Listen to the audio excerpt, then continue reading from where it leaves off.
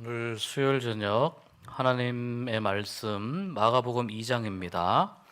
신약 성경 주보에는 1장으로 되어 있는데요. 오타가 났습니다. 2장 1절에서 28절 말씀, 오늘 마가복음 2장입니다.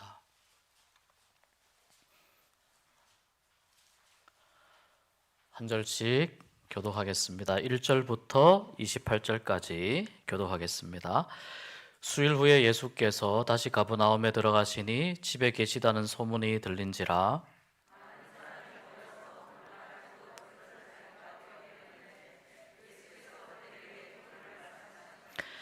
사람들이 한 중풍병자를 네 사람에게 메워 가지고 예수께로 올세.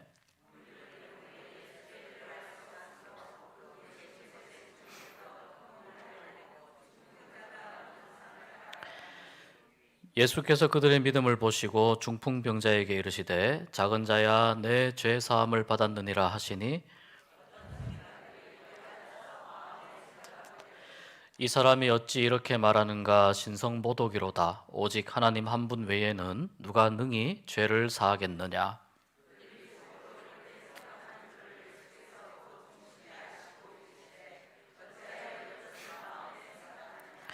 중풍병자에게 내 죄 사함을 받았느니라 하는 말과 일어나 내 상을 가지고 걸어가라 하는 말 중에서 어느 것이 쉽겠느냐?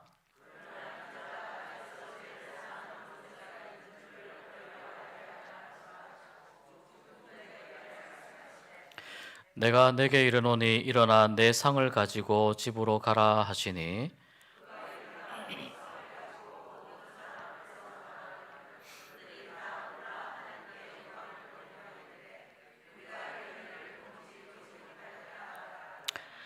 예수께서 다시 바닷가에 나가심에 큰 무리가 나왔거늘 예수께서 그들을 가르치시니라.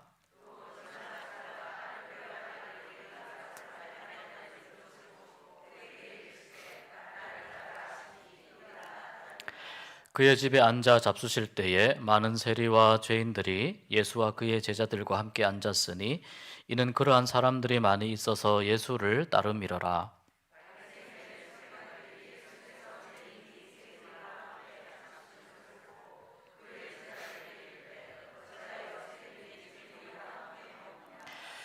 예수께서 들으시고 그들에게 이르시되 건강한 자에게는 의사가 쓸데없고 병든 자에게라야 쓸데있느니라. 나는 의인을 부르러 온 것이 아니요 죄인을 부르러 왔노라 하시니라.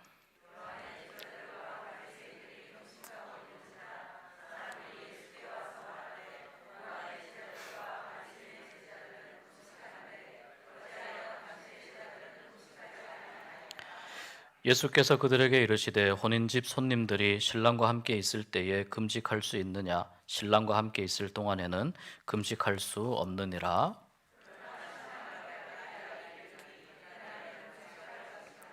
생배 조각을 낡은 옷에 붙이는 자가 없나니 만일 그렇게 하면 기운 새 것이 낡은 그것을 당기어 헤어짐이 더하게 되느니라.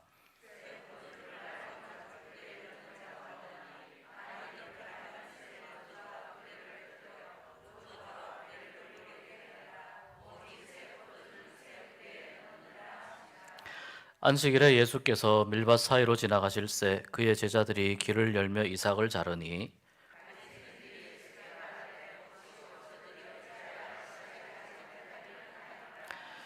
예수께서 이르시되 다윗이 자기와 및 함께한 자들이 먹을 것이 없어 시장할 때에 한 일을 읽지 못하였느냐?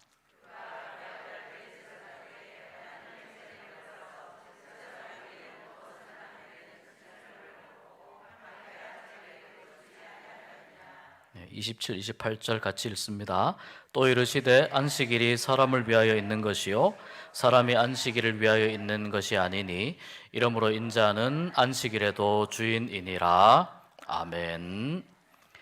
네, 오늘 수요일 저녁 함께 마가복음 깊이 읽기에 참여해 주신 모든 분들께 주님 은혜가 함께 하시기를 축복합니다.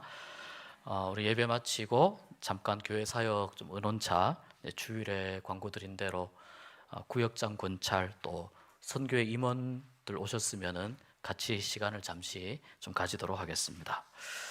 자, 우리 옆에 분 보시면서 잠깐 인사 축복 잠깐 하실까요? 하나님의 말씀을 깊이 읽으시길 바랍니다. 예, 금쪽 같은 그게 아니고 금쪽 같은 시간을 지금 가지고 나오셨는데 이렇게 하나님 말씀이 내 마음 가운데 잘 이렇게 새겨지는 그런 시간이 됐으면 좋겠습니다. 그 사순절 이 깊은 묵상하고 계세요? 예, 여기 오늘 읽은 말씀 잠깐 보니까 이런 말씀이 있거든요. 이런 글귀가 있어서 요거 읽어보고 진행을 하겠습니다. 인간은 물질의 풍요를 누린다 해도 영혼을 사모하는 마음이 채워지지 않으면 진정한 만족과 평화가 아닌 공허함과 갈급함을 느끼는 존재입니다. 그렇다면 영혼을 사모하는 마음은 어떻게 채울 수 있습니까? 그것은 오직 예수님을 그리스도로 고백할 때 채워집니다. 예, 아마 성경 말씀을 공부하는 목적 중에 하나가 이것이 아닐까라는 생각이 듭니다. 그러니까 영원을 사모하는 그 마음 속에 말씀으로 계속 채우면 말씀이 우리 안에서 역사하면서 내가 점점 예수님이 왜 그리스도이신지, 왜 나에게 구세주가 되시는지 이것을 이제 분명하게 깨닫게 되고 알게 되고, 그다음에 내가 고백하게 되고. 그러니까 이 과정에 있어서 제일 핵심은 계속해서 우리가 말씀을 이렇게 먹는 것입니다.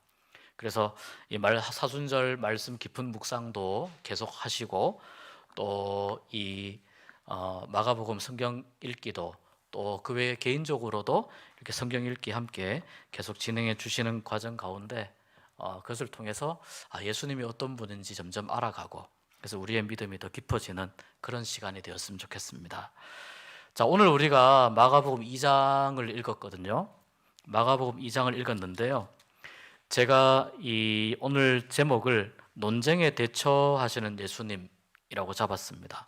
자, 굵은 글씨체로 보면은 1번 제목을 중풍병자를 고치신 예수님으로 했고요. 오늘 네 개의 단락이 나옵니다. 네 개의 단락은 친절하게 그 성경책에 나누어져 있습니다. 나누어져 있는데 이 단락대로 진행을 하려고 하는데, 두 번째는 13절에서 17절에 레위를 부르신 예수님이고요. 세 번째가 금식 논쟁. 자, 네 번째가 안식일 논쟁인데요. 3장으로 잠깐 넘어가 보시면은 2장에 4개의 사건이 있고, 3장 1절부터 6절도 그 안식일에 관한 내용입니다. 3장 1절에서 6절도요. 그래서 안식일에 관한 내용이 2장 마지막에 3장 앞부분에 1, 2로 나옵니다. 오늘은 우리가 2장까지만 보겠습니다. 3장은 2장까지 최선을 다해서 보도록 하겠습니다. 그런데 자, 오늘 말씀을 볼 때 우리가 읽으면서 느끼셨을 텐데, 중풍병자를 고치는 사건 플러스 뭐가 있냐면 그 예수님과 반대하는 사람들 사이에 이 논쟁 비슷한 게 있습니다. 중풍병자를 고치는 사건 가운데 이제 물론 서기관들이 마음 속으로 생각한 것을 예수님이 그 마음을 파악을 하시고 끄집어내어서 그것으로 이야기를 이어가신 거고요. 두 번째 13절에서 17절의 레위. 자, 이 레위는 이제 그 세리거든요. 여기는 이제 레위로 나와 있는데 이 레위가 사실은 마태입니다. 마태. 그래서 이 레위와 함께 그의 집에 갔을 때에 또 바리새인들과 서기관들 사이에 논쟁이 또 일어납니다.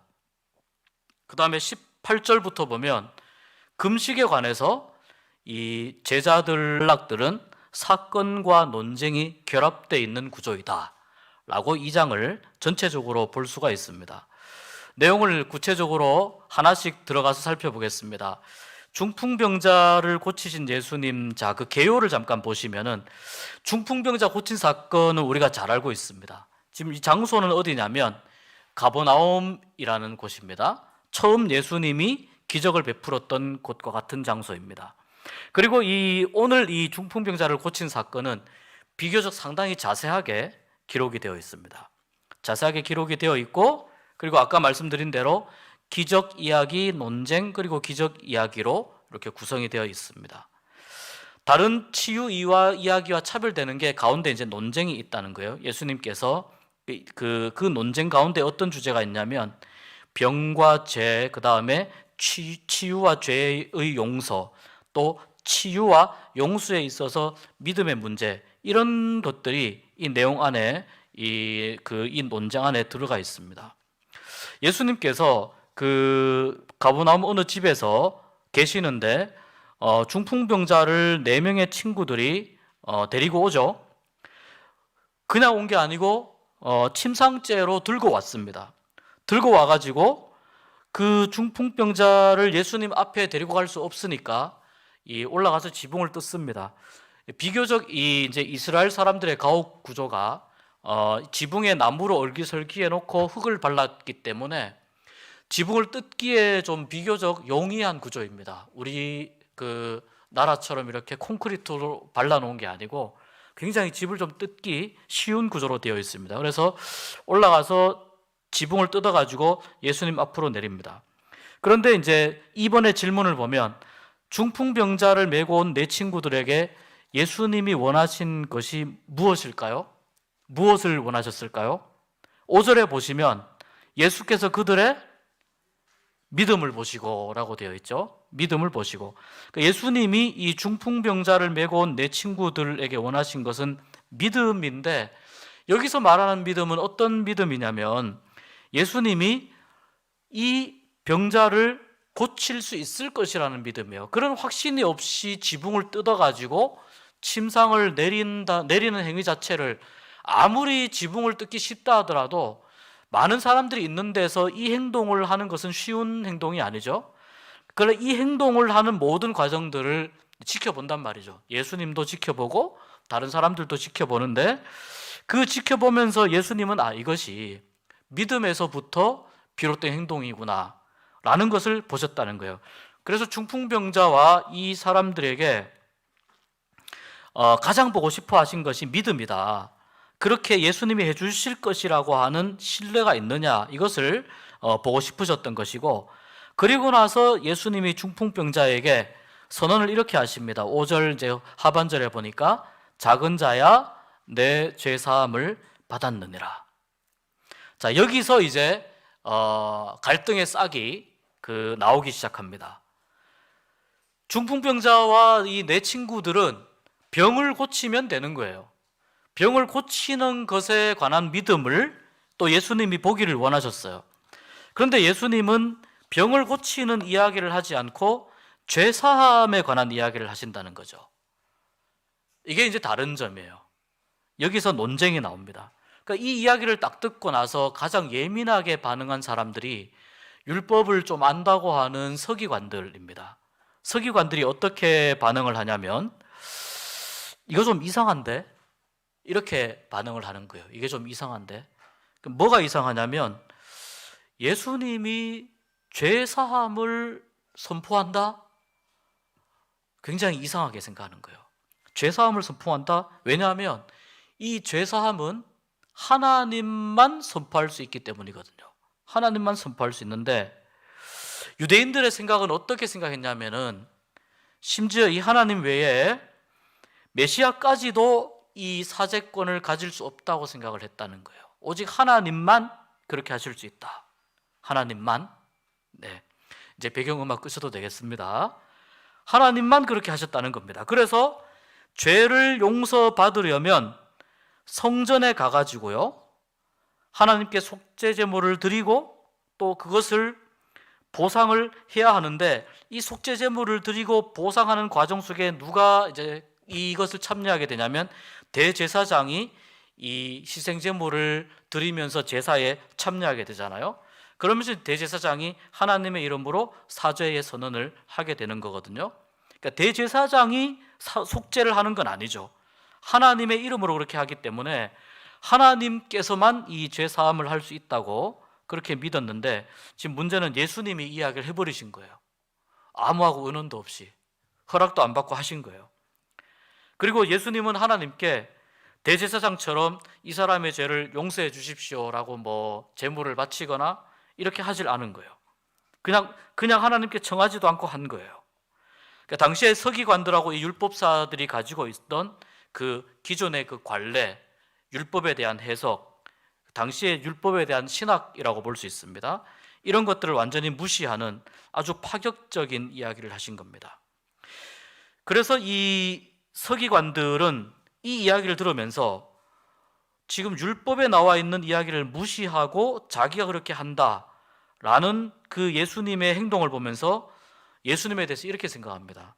예수가 자신을 감히 율법 위에 자기 자신을 올려놓느냐라고 생각을 하는 겁니다. 하나님이 주신 율법 위에 예수가 자기 자신을 올려놓는 것인가? 율법보다 높다고 생각하는 것인가? 그래서 이것은 하나님을 모독하는 행위이다. 그런데 예수님은 어떤 의도로 하신 거냐면, 처음에 이 유대인들은, 원래 유대인들이 갖고 있는 기본적인 생각은 병과 죄가 연결이 되어 있다고 생각합니다. 제가 언젠가 말씀드린 기억이 있습니다. 그래서 이 병이 누구의 죄 때문입니까? 라고 이렇게 묻지 않습니까? 병과 죄가 연결이 되어 있다고 생각합니다. 병과 불행의 원인이 그 사람의 어떤 죄 때문이다. 인과 관계를 많이 따집니다.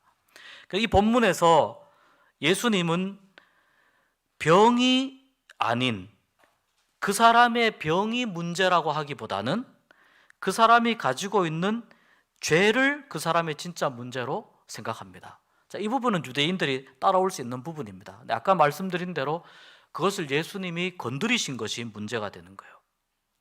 질병과 죽음에 시달리는 모습이나 또 죄악과 미움, 또 외로움에 짓눌린 이 모든 모습들은 예수님이 보시기에 전부 다 악의 세력에 매여 있어서 사람들이, 어떤 사람은 중풍병으로 나타나지만 어떤 사람은 그런 게 나타나지 않아도 그에게 악의 세력이 영향을 주어서 그 사람의 생명을 점점 시들어가게 한다고 보신 거예요. 병을 고치는 것도 중요하지만 병을 고치는 것 가지고는 이 사람이 갖고 있는 죄의 문제를 해결할 수 없다고 예수님이 생각하신 거예요. 그래서 예수님은 이 죄와 악, 이 문제로부터 이 사람을 해방시켜 주기를 원하신 거예요. 여기서 이 죄 때문에 이 사람에게 병이 생겼다라고 말씀하진 않으세요. 그러나 병만 고치면은 이 사람이 갖고 있는 원래의 죄의 문제는 여전히 해결할 수 없는 부분이거든요. 예수님은 그게 더 중요하다고 생각하신 거죠. 그래서 이 악으로부터 이 사람을 완전히 자유롭게 해 주어야 하나님께서 지으신 원래의 그 본래의 생명대로 이 사람이 회복된다고 보신 것이 예수님의 관점입니다. 사람의 바램과 생각과 예수님의 죄인인지 모르는 사람들이 사실 가장 불쌍해요. 죄의식을 느끼지 못하는 사람이 사실은 가장 불쌍한 사람입니다. 하나님 앞에 나올 때, 우리가 복음을 전할 때 가끔 이제 그런 이야기를 하지 않습니까? 인간은 모두 다 죄인입니다. 그러면 이렇게 반응하는 분들이 간혹 이제 있습니다.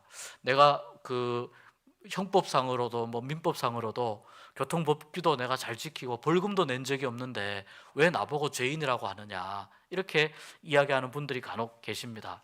그러니까 사람들이 만들어 놓은 법의 테두리 내에서는 죄가 아니라 하더라도 하나님의 관점에서 보았을 때에는 우리 인간들의 마음속에는 늘 이 죄성의 문제를 가지고 살아가는 거죠. 이것을 의식하지 못하고 살아가는 사람이, 이것을 이제 의식하지 못하고 나는 죄인이 아니다라고 생각하는 사람이 오늘의 이 중풍병자 사건의 관점에서 보면 사실 가장 불행한 사람이라는 겁니다. 가장 불행한 사람. 그래서 죄의식을 느끼는, 하나님 앞에서 죄의식을 느끼는 것이 오히려 하나님의 은혜이고 복일 수 있다.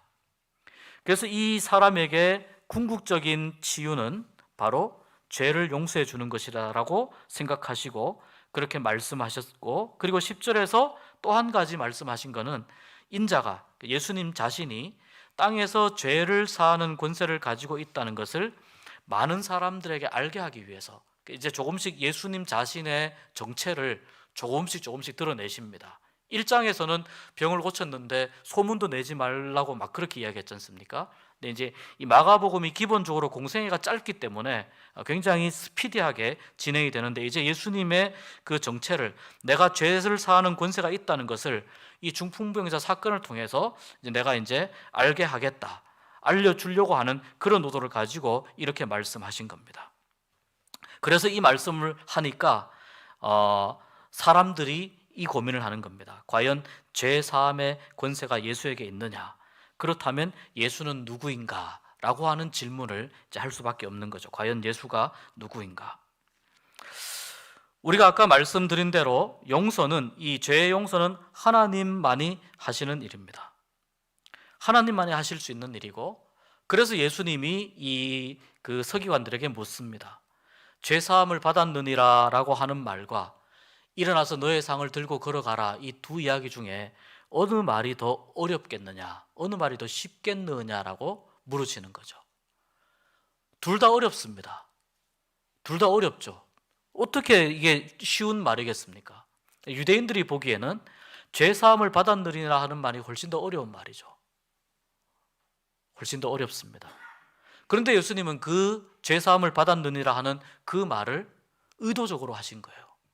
이 사람들에게, 이 중풍병자에게 의도적으로 하신 거예요. 그만큼 내가 이제 하나님의 권세를 가지고 있음을 사람들에게 선포하기 위해서, 알게 하시기 위해서 이 말씀을 하셨고, 그리고 나서 나중에 내 상을 가지고 걸어가라 하니까 이 사람의 병이 나아서 간 거죠. 그러니까 이 사람은 쉽게 말해서 더블로 복을 받은 거예요. 병도 고치고 죄사함도 받고. 무엇 때문이냐면 믿음 때문에. 죄를 사해달라고 그렇게 찾아온 건 아니었어요. 병만 고치면 좋겠다고 생각한 그 믿음으로 친구들이 데리고 왔는데, 예수님께서 이 중풍병자의 그 믿음을 보시고 죄 사함의 은혜까지 같이 주신 거예요. 그러면서 예수님의 정체를 조금씩 오픈하기 시작합니다. 여기서 우리가 생각해야 될 중요한 한 가지는 과연 중풍병자는 누구인가라는 질문입니다. 중풍병자는 누구인가? 제가 말씀드려 보겠습니다. 인간은 몸과 마음과 영혼이 밀접하게 연결이 되어 있습니다. 여러분, 영이 망가지면은 육신이 영향을 받습니다. 반대로 육신이 어떤 그 질병이나 이런 부분들에 대해서 육신의 컨디션이 안 좋잖아요. 영이 또한 영향을 받습니다. 인간을 영혼육이라고 생각했을 때 이 영혼육이라고 하는 이 세 가지 요소는 서로 영향을 주고받습니다. 우리가 영적이라고 이야기할 때 그 영적이라는 말 안에는 육신적이라고 하는 말도 포함이 되어 있어요. 그래서 예를 들어서 영성훈련을 어떻게 합니까? 그냥 말로만 하는 게 아니잖아요. 때로는 산기도도 가고 또 침묵훈련도 하고 여러 가지 다양한 언어훈련이라든지 습관훈련이라든지 이런 걸 통해서 영성훈련을 하게 되거든요. 왜냐하면 서로가 연결되어 있기 때문에. 그러니까 지금 이 사람에게는 몸이 고장이 나 있는 것이지만 이 몸 때문에 사실은 이 사람의 영혼도 영향을 받고 있는 것이죠. 그래서 인간이 몸과 마음과 영혼이 서로 얽혀 있는데 어느 한 군데에 고장이 생기면, 이상이 생기면 다른 데도 영향을 주게 되죠.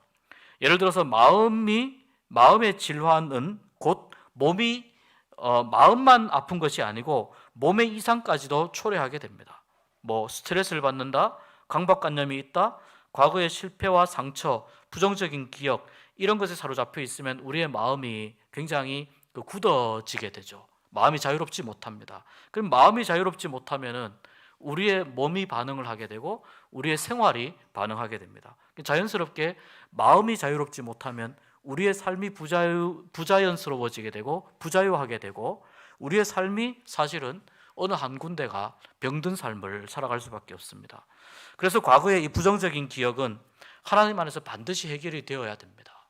어떤 부정적인 기억이든지 간에 그것이 얼마나 오래 있었든지 간에 반드시 하나님 앞에서 해결이 되고 치유가 되어야 됩니다. 그렇기 때문에 이 중풍병자는 누구냐면 단순히 몸이 아파서 중풍병에 걸려서 온 사람 플러스 마음이 아픈 사람, 영혼이 아픈 사람, 영혼의 중풍병, 마음의 중풍병을 앓고 있는 모든 사람을 의미하는 것입니다. 그렇다면 중풍병자는 사실 오늘 우리의 모습이라고 볼 수 있습니다. 우리의 모습 가운데 우리가 건강하거나 또는 어느 한 부분이 우리가 어떤 장애나 어려움을 겪고 있을 때 그 모습들 때문에 하나님께로 제대로 나아갈 수 없는 그런 우리의 모습을 중풍병자가 보여준다고 볼 수 있는 거죠. 내가 원한다고 해도 주님 앞에 나갈 수 없을 때가 있어요. 이 중풍병자처럼 자기 힘으로 못 나갈 때가 있어요. 그럴 땐 공동체가 도와주어야 됩니다. 옆에서 누군가가 도와주지 않으면 정말 나갈 수 없습니다. 그렇다면 내 마음속에 그런 어떤 상처나 아픔이나 또 이런 것들로 인해서 내 삶이 이렇게 부자유해지고 부자연스러워지고 이런 모습을 가지고 내가 하나님 앞에 나왔을 때 정말 우리에게 필요한 게 무엇이냐는 거죠. 오늘 중풍병자의 사건을 통해서 정말 우리에게 필요한 것은 너희의 죄사함을 받았느니라고 하는 하나님의 예수님의 선언이에요. 죄의 문제, 악의 문제가 궁극적으로 해결되는 것이 우리에게 정말 필요하다는 겁니다. 오늘 이 말씀은 우리가 어떤 현상을 가지고 하나님 앞에 나오지만 정말 우리에게 중요한 것은 우리의 죄의 문제가 해결되는 믿음의 본질적인 것이다 라는 것을 중풍병자의 사건을 통해서 우리가 확인해 볼 수 있습니다. 이 본질적인 건 누구만 만지실 수 있느냐면 예수 그리스도만 만질 수 있다는 겁니다. 그래서 우리가 주님 앞에 나오는 겁니다. 우리가 다 그런 중풍병자의 모습이라 하더라도 그런 장애나 어려움이 있다 하더라도 주님 앞에 이 시간 내려놓으시면 더 좋고 또는 다른 언제라도 꼭 주님 앞에 내려놓으셔서 이 문제가 치유되고 해결되는 은혜가 있기를 간절히 소망합니다. 그래서 하나는 내 상을 들고 걸어가라. 다 내려놓으시면 내 상을 들고 걸어갈 수 있어요. 그 다음에 또 하나는 너의 죄사함을 받았느니라. 오직 예수 그리스도만 선포해 주실 수 있는 이 그 회복의 치유의 은혜, 이 은혜를 우리가 누릴 수 있었으면 좋겠습니다. 자, 그 다음에 그리고 나서 이제 또 다른 사건이 그 갈릴리에서 큰 무리를 가르치시고 그 다음에 레위를 부르시는 사건이 나옵니다. 알페오의 아들 레위이기 때문에 마태복음을 기록한 세리 마태라고 볼 수 있습니다. 세관에 이제 이렇게 앉아 있지 않습니까? 이 그 레위가. 그런데 이 세관에 앉아 있는데 사실 이 그 내용 자체는 처음에 제자를 부를 때의 그 사건하고 비슷해요. 여기서 중요한 게 뭐냐면은 예수님이 레위를 어디서 부르셨는가 하는 거예요. 예수님이 이 레위를 그 사람이 살고 있는 삶의 자리에서 부르세요. 레위가 지금 회당이나 성전이나 기도원에서 지금 기도할 때 부른 게 아니고 그 사람이 살고 있는 삶의 자리에서 부르세요. 예배할 때, 기도할 때 안 부릅니다. 지나가시다가 내가 왜 너를 부르는지 이런 이유를 말씀하지 않습니다. 그냥 부르십니다. 그리고 레위가 어떻게 살고 있냐, 살림이 좋으냐 나쁘냐 그런 이야기 하지 않습니다. 나는 예수님이 지금 이제 그러고 나서 레위의 집에 있지 않습니까? 그런데 같이 밥을 먹는데요. 그 예수님과 많은 세리들과 죄인들이 같이 앉아 있습니다. 제자들하고. 자, 특별히 세리가 많아요. 그 누구일까요? 레위의 동료들이겠죠. 레위의 동료들이 지금 모여 있을 겁니다. 그 다음에 죄인들이 많습니다. 이 레위는 당시에 유대인들의 관점에서는 죄인으로 간주되던 세관원입니다. 세금을 이제 받던. 예수님께서 이 죄인들, 세관원들 그리고 죄인들과 같이 밥을 함께 먹는다고 하는 이 말은 뭐냐면 유대인들의 머릿속에는 의인과 죄인을 갈라놓는 습성이 있거든요. 그리고 하나님과 죄인들을 갈라놓는 습성이 있어요. 왜냐하면 아까 말씀드린 대로 그 죄의 문제를 해결하려면 무언가 가지고 와서 중간에 제사장이 역할을 해야 되거든요. 그러니까 늘 하나님과 죄인들은 나누어져 있어요. 이게 이제 그 예수님이 돌아가실 때 성전 휘장이 찢어진 거하고 비슷한 겁니다. 늘 중간에 무언가가 가로막고 있습니다. 그런데 지금 예수님이 죄인들과 세리들과 밥을 먹고 있습니다. 이 사이에 이 갈라져 있다고 하는 이 경계선이 보이지 않아요. 같이 있는 거예요. 지금 함께 있습니다.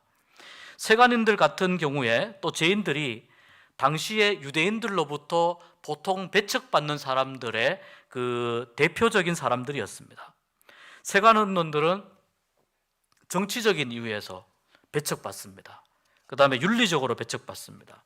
죄인들은 종교적인 이유로 배척받습니다. 왜 그랬느냐 설명을 좀 드리겠습니다. 세관원들이 두 종류가 있는데요. 첫 번째는 로마의 세금을 거두는 그 말단 세금 담당자들이 있어요. 이때 로마가 다스리던 때니까 로마가 유대인들에게 세금을 직접 걷지 않고 이제 대리인을 중간에 세워가지고 세금을 이제 받습니다. 그런데 이제 이 대리인은 당시에 보통 그 세금 액수의 한 1% 정도의 이익을 붙여가지고 그 세금을 징수한다고 합니다. 이 대리인이 또 워낙 많은 사람들을 상대해야 되니까 대리인을 대신해서 조그맣게 각 지역에서 이렇게 세금을 걷던 그 말단 담당자가 세리예요.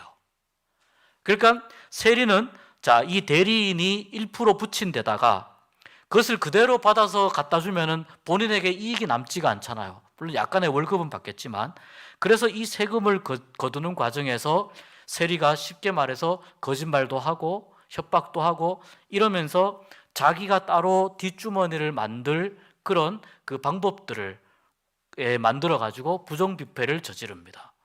이제 일반적인 세금의 경우에 세리들이 이렇게 했습니다. 또 한 사람들은 뭐냐면 이제 장사를 하면서 무역을 하면서 거두게 되는 그 관세의 문제가 있어요. 여기가 지금 가버나움이거든요.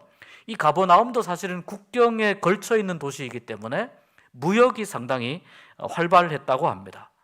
그래서 상인들이 가버나움을 통해서 물건을 수입을 하거나 수출을 하거나 로마로 가지고 가거나 이런 것들을 했기 때문에 거기에서 관세를 거두는 그 이제 기관이 있었습니다. 이 관세는 누구에게 들어가느냐? 그 지역을 다스리는 최고 통치권자에게 들어가요. 그러면 당시에 갈릴리를 다스리던 사람이 누구냐면 이제 헤롯입니다. 헤롯에게 들어가게 되는데, 이 헤롯에게 들어가는 이 과정 속에서 이 관세를 거두는 사람들이 또한 거기에서 쉽게 말하자면은 이제 떨어지게 해서 그것을 그 부정한 방법으로 이익을 취하는 이런 그 이제 부정부패를 저지르게 되었습니다.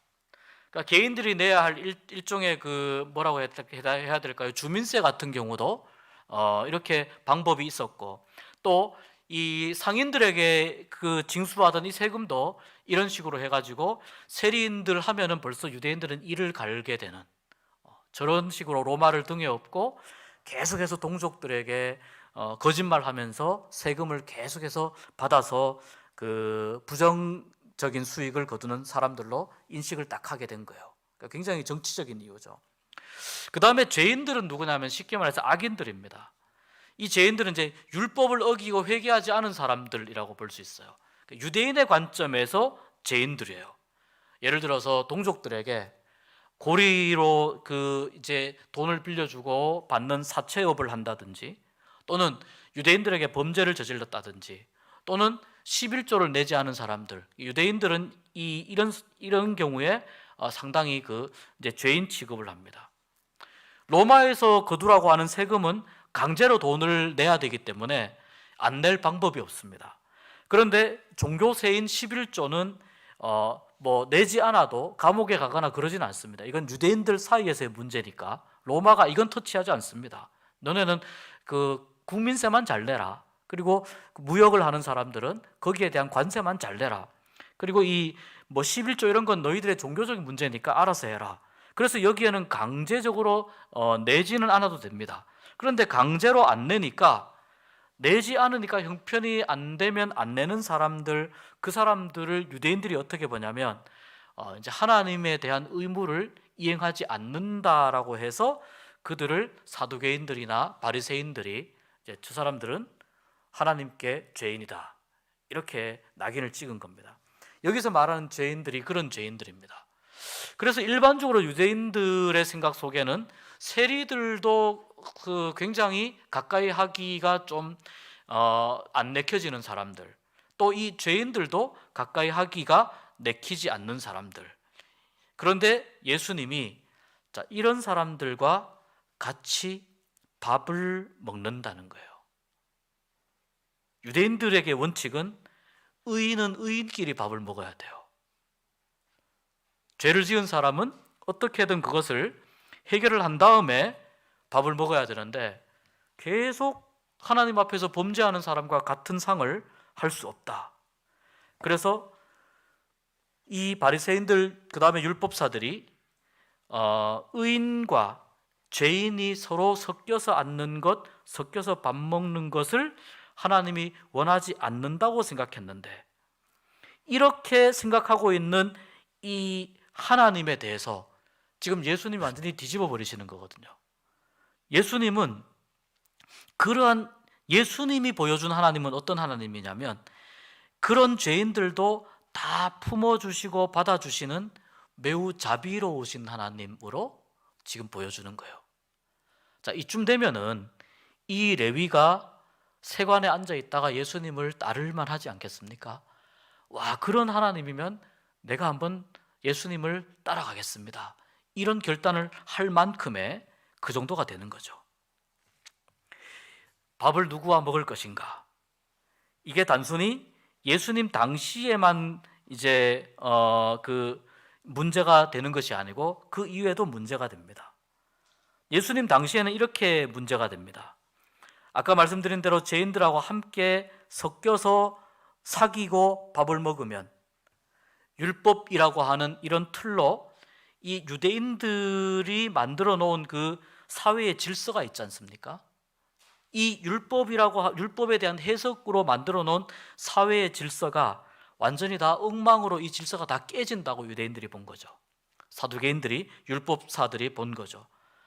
그래서 예수님에 대한 이 행동에 대해서 사두개인들이나 율법사들이, 바리새인들이 굉장히 안 좋게 생각합니다. 근데 이 갈등은 초대교회 때도 이 갈등이 그대로 이어집니다. 바리새인들이 예수님 시대 끝나면서 다 사라지는 것이 아니고 초대교회 때도 여전히 바리새인들이 초대교회 안에 있습니다. 바리새적인 믿음을 가진 사람들이 있습니다.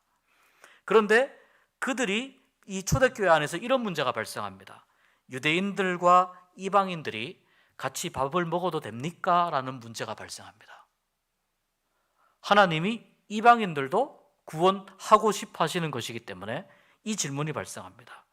그런데 이 갈등이 생겼을 때 많은 초대교회의 그 교인들이 어떤 사건을 생각하느냐? 오늘의 이 말씀을 떠올리는 거예요.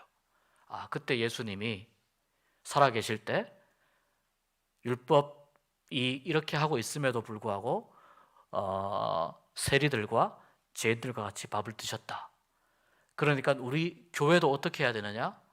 우리 교회에도 의인과 죄인을 나누는 것이 아니고 또 유대인들과 이방인을 나누지 말고 함께 하나님이 우리의 죄를 사해 주셨기 때문에 함께 밥 먹는 공동체가 되어야 된다 라고 이 교회의 공동체성을 다시 만들어 가기 시작합니다. 초대교회의 구성원들은 좀 복잡했습니다. 조금 더 복잡했기 때문에 유대교적 배경, 헬라적 배경, 또 그 외에 또 이방인들, 또 뭐 여러 죄 지은 사람들, 이런 사람들이 교회에 오고 싶어 했는데 이 문제를 해결할 수 있는 하나의 중요한 근거가 이 말씀 가운데에서, 이 사건 가운데에서 일어나게 된 겁니다. 그렇다면 이 레위인들, 그 세리들, 그 다음에 죄인들과 밥을 먹으신 예수님은 누구이고 무엇을 가르쳐주고 싶어 하시는지에 대해서 우리가 좀 보기를 원하는데, 앞부분에서 그 중풍병자의 사건에서는 죄를 용서하시는 분으로 나옵니다. 중풍병자는 죄를 용서하시는 분으로 나옵니다. 물론 치료하시는 분으로도 언급이 되죠. 왜냐하면 중풍병자를 고치셨으니까. 근데 예수님이 내가 정말 환자를 치료하는 의사이다라고 하는 것을 스스로 드러내신 것이 바로 이 말씀에 있는 이 사건입니다. 죄인들을 받아들이시고 그들을 치료하고 구원의 은혜를 베푸는 하나님의 또 다른 모습을 이 밥 먹는 사건을 통해서 보여주는 겁니다. 사실 하나님 앞에서 죄인이 아닌 사람이 누가 있겠습니까? 스스로 율법을 잘 지킨다고 자부하는 바리새인들하고 율법사들도, 또 세리와 죄인들 모두가 사실 하나님 앞에서는 다 죄인입니다. 그래서 이 말씀은 교회가 어떤 공동체가 되어야 하는지 예수님이 잘 가르쳐주는 말씀입니다. 교회 공동체는 사회가 규정한 죄인에서부터 종교적으로 어색하고 불편한 사람들 모두가 함께 참여해서 하나님 나라를 만들어가는 곳이 되어야 된다는 겁니다. 내가 스스로 거룩하고 의롭다고 여기지 말고 또 울타리에, 이러한 의로움과 거룩함의 울타리에 나를 가두거나 또는 교회는 이런 곳이다라고 내가 스스로 교회의 범위를 제한하면 하나님의 뜻과 맞지 않게 되는 거예요. 하나님이 만들어 놓으신 교회의 기준, 교회의 그 틀을 우리가 따라가야 된다는 겁니다. 그래서 교회 주변에 교회에 오고 싶지만 오지 못하는 세리들이 있습니다. 교회에 오고 싶지만 오지 못하는 죄인들이 있습니다. 예수님이 그들을 받아들인 것처럼 교회도 그들을 받아들여서 함께 밥을 먹는 그런 공동체로 만들어 가라고 하는 것이 이 말씀이 오늘 우리 교회에 주는 중요한 메시지입니다. 예수님이 어떤 분이시고 교회가 어떤 곳인가 라고 하는 그 내용을 이 레위를 부르신 이 사건을 통해서 우리에게 가르쳐 주고 있습니다. 한 가지만 더 보고 마무리 짓겠습니다. 그 다음에 이제 18절부터는 금식 논쟁입니다. 이거는 이제 조금 간단합니다. 보통 유대인들이 이제 금식을 많이 하는데 요한의 제자들이라고 찾아오잖아요. 이 요한은 세례 요한의 제자들입니다. 세례 요한의 제자들이 예수님께 찾아옵니다. 찾아와서 왜 금식하지 않느냐고 질문합니다. 물론 이 요한의 제자들에 대해서 사실 자세히 알려진 바는 별로 없습니다. 세례 요한에게 세례를 받고 요한에게 영향을 받아서 아마도 그 나름의 공동체를 형성했을 것으로 보이는데 나중에 요한의 제자들 중에 예수님에게로 넘어오는 사람들이 많이 있었습니다. 그런데 이 요한의 제자들은 그 유대인들이 가지고 있는 경건의 원칙을 많이 따랐어요. 그게 세 가지예요. 첫 번째는 기도의 원칙이고, 두 번째는 금식의 원칙이고, 세 번째는 자선의 원칙이에요. 기도에 관한 것, 금식에 관한 것, 자선이에요. 오늘 금식에 관련된 거기 때문에 이들은 이제 내가 개인적으로 결단을 하고 하는 금식을 말하는데 보통 월요일과 목요일에 하는 금식을 이야기해요. 이때 이 금식을 어떤 목적으로 하느냐 하면 나의 죄를 사해 주십시오라고 하는 그런 의미와 그 다음에 메시아가 속히 오기를 바라는 의미에서 금식을 해요. 나의 죄를 사해 주십시오. 그리고 메시아가 속히 오기를 원합니다라는 기도의 마음이 그 안에 들어가 있어요. 그런데 이제 이 요한의 제자들은 그랬다 쳐도 예수님의 제자들은 왜 하지 않느냐고 묻는 거죠. 왜냐하면 예수님의 제자들은 보면 예수님하고 계속 자주 먹고 마시고 즐기는 사람들로 보이거든요. 먹고 마시고 즐기고 엄숙함도 없고 경건함도 없어 보이거든요. 그런데 사실은 이 모습이 이제 교회가 가지고 있는 교회가 추구해야 될 하나의 중요한 모습이에요. 저는 교회가 너무 지나치게 경직되면 문제가 있다고 생각합니다. 교회는 어떤 곳이어야 되느냐? 한편으로는 하나님 안에서 잘 놀아야 됩니다. 하나님 안에서 자유함을 누리고 좀 잘 놀아야 됩니다. 너무 경직되면은요, 이게 경직된 것 때문에 상처를 주고받는 일들이 많이 생겨납니다. 너는 왜 금식 안 하느냐? 이것도 벌써 기분 나쁘지 않습니까? 내가 하면 하는 거고 안 하면 안 하는 건데 그렇게 지금 강요하는 분위기가 지금 되고 있거든요. 그리고 이 예수님의 제자들이 죄인들하고도 막 어울리는 것 같다는 거죠. 못마땅합니다. 그때 예수님이 이렇게 대답합니다. 혼인집에 결혼식을 하는데 지금 신랑이 와 있는데 신랑이 와 있을 때 너네는 신랑과 함께 밥을 먹느냐 아니면 밥을 굽느냐라고 질문해요. 신랑이 와 있을 때. 당연하지 않습니까? 함께 신랑이 있는데 어떻게 밥을 굶을 수가 있습니까? 같이 밥을 굶을 이유가 없다는 겁니다. 아까 말씀드린 대로 유대인들이 금식하는 이유 중에 하나가 뭐냐면 메시아가 빨리 오기를 기도하면서 금식했다고 했지 않습니까? 그런데 이 금식의 이유가 예수님이 오면서 사라졌다는 거예요. 이걸 지금 이야기하고 싶은 거거든요. 사라졌어요. 그럼 이쯤 되면 지금 예수님이 내가 어떤 존재이다라는 것을 이 우회적으로 말씀하시는데 이것을 지금 유대인들이 눈치를 채야 되는데 눈치를 채지 못하고 있습니다.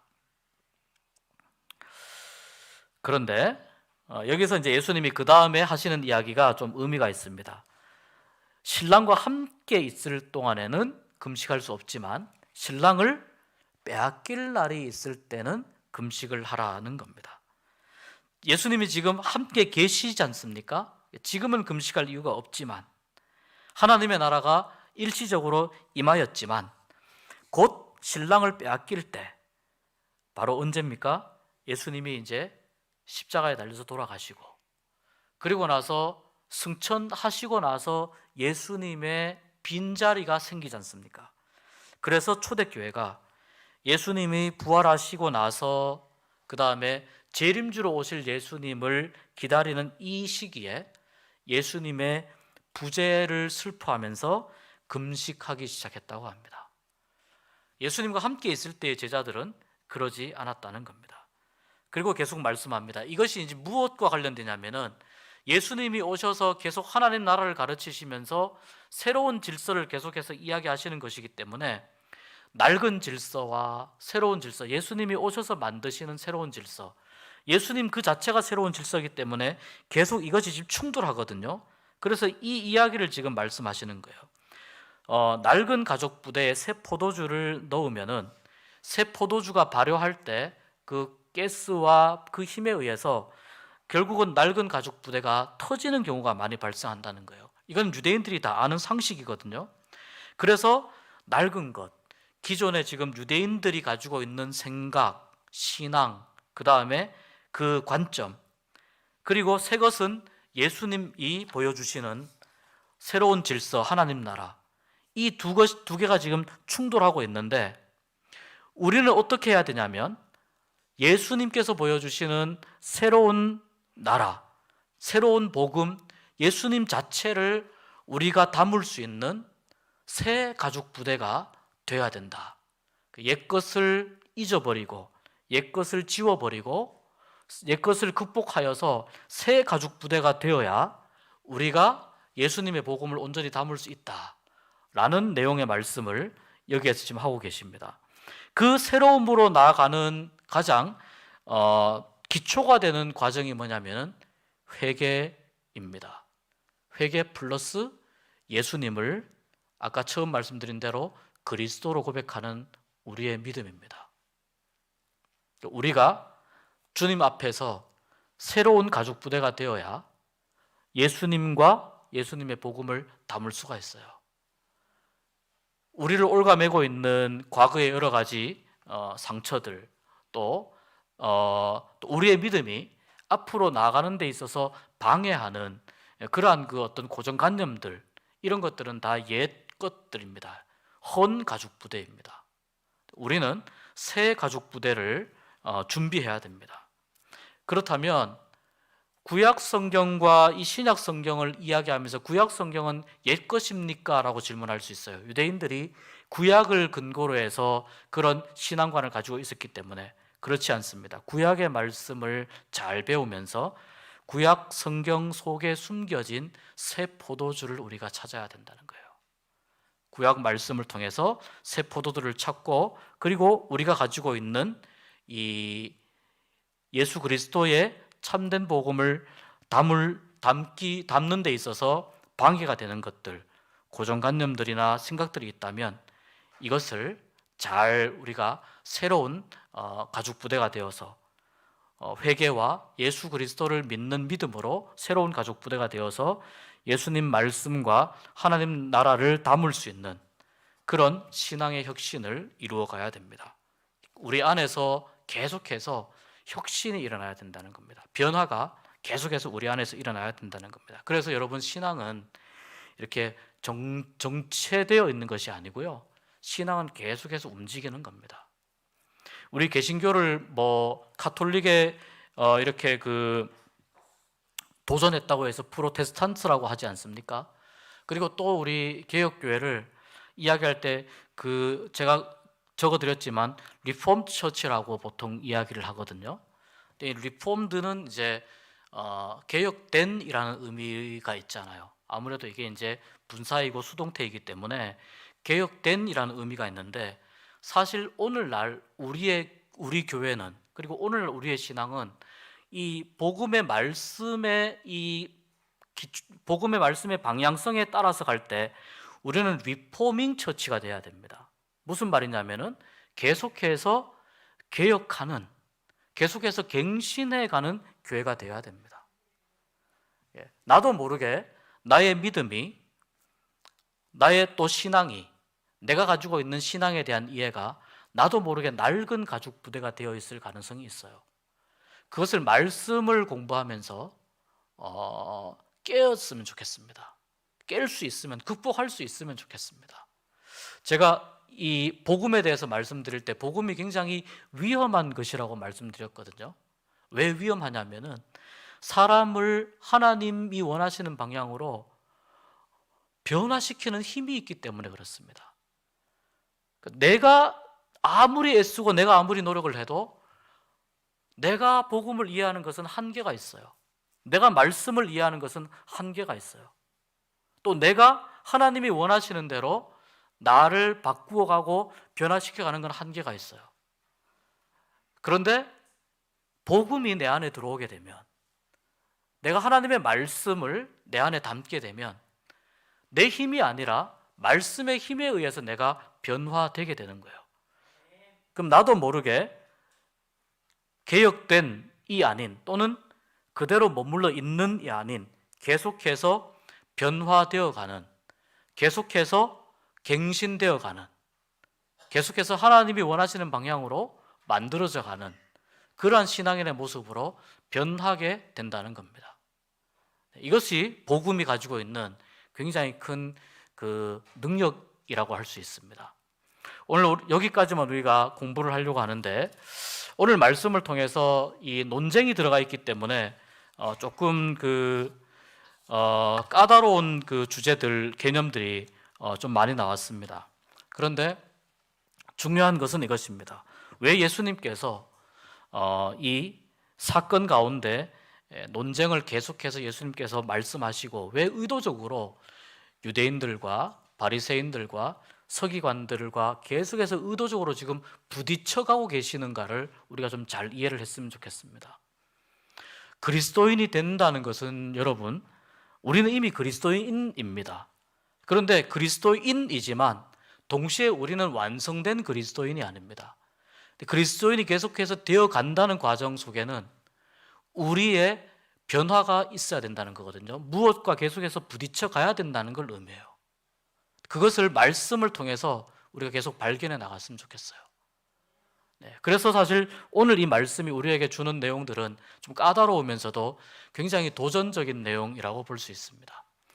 우리가 다음 주에 이 2장의 그 안식일 내용 하면서 다시 시작을 하겠는데요. 말씀의 역동성이 우리 안에 살아있기를 바라고, 또 우리가 이 말씀을 통해서 주님이 원하시는 그리스도인의 모습으로 되어가기를 바라는 그런 우리가 결단을 하는 시간들이 되었으면 좋겠습니다. 우리 시간 한 1분 정도만 기도하고 마치도록 하겠습니다. 함께 기도하길 원합니다. 오늘 주신 말씀 생각하면서 주님, 내가 예수님을 조금 더 알기 원합니다. 또 말씀을 내가 조금 더 이해할 수 있게 되기를 원합니다. 또 뿐만 아니라 이 말씀이, 복음이 내 안에서 역동적으로 움직이는 능력이 있게 하시고, 그리고 내가 말씀을 잘 담을 수 있는 새 부대가 되게 하여 주시옵소서. 1, 2분 정도만 우리 같이 기도하고 마치도록 하겠습니다. 아버지 하나님, 오늘을 감사합니다. 오늘 우리가 말씀을 읽고 또 말씀을 배우면서 하나님 아버지께서 원하시는 그 말씀 가운데 숨겨진 내용들, 조금 까다롭지만 우리가 함께 공부했습니다. 아버지 하나님, 오늘 말씀 안에 주님이 원하시는 것이 무엇인지 깨닫기를 원합니다. 주님의 은혜가 무엇인지, 하나님 무엇을 원하시는지 우리가 알게 해 주시고, 나의 고정관념과 나의 생각을 넘어서 주님이 원하시는 믿음의 사람으로 변화될 수 있도록, 그래서 리폼드가 아니라 리포밍 처치, 리포밍 크리스천이 될 수 있도록 인도하여 주시고, 또한 우리가 하나님 기뻐하시는 우리 안에서의 변화와 개혁을 이루어갈 수 있도록 은혜를 베풀어 주시고 역사하여 주시옵소서. 말씀을 담을 수 있는 새 부대가 되게 하여 주시고, 하나님 새 질서 가운데에서 우리가 주님의 말씀 가운데 변화되며 우리 교회도 변화되어져 갈 수 있는 그러한 능력 있는 교회가 될 수 있도록 주의 은혜를 베풀어 주시고 역사하여 주시옵소서. 하나님 아버지, 내가 말씀을 이해하는 것이 아니라 성령께서 내 가운데 역사하셔서 말씀이 나에게 다가오는 은혜가 있게 하여 주시옵소서. 또 말씀이 내 안에 뿌리 내리는 은혜가 있게 하여 주시옵소서. 주님의 말씀을 묵상하면서 곱씹으면서 그 뜻이 무엇인지 깨달을 수 있도록 인도하여 주시고, 우리가 예수 그리스도께서 이 땅에 선포하신 하나님 나라의 새 질서가 무엇인지 다시 한번 확인하는 시간이 되게 하여 주시옵소서. 아버지 하나님, 우리 교회가 또한 주님 원하시는 더욱더 변혁되어 가는 교회가 되기를 원합니다. 우리 한 사람 한 사람도 주님 기뻐하시는 그러한 변혁된 신앙인이 되게 하여 주시옵시고, 복음과 하나님 나라를 담는 새 부대가 될 수 있도록 은혜를 베풀어 주시옵소서. 예수님의 이름으로 기도하오며 주기도문으로 마치겠습니다. 하늘에 계신 우리 아버지, 아버지 이름을 거룩하게 하시며 아버지의 나라가 오게 하시며 아버지의 뜻이 하늘에서와 같이 땅에서도 이루어지게 하소서. 오늘 우리에게 일용할 양식을 주시고 우리가 우리에게 잘못한 사람을 용서하여 준 것 같이 우리 죄를 용서하여 주시고 우리를 시험에 빠지지 않게 하시고 악에서 구하소서. 나라와 권능과 영광이 영원히 아버지의 것입니다. 아멘.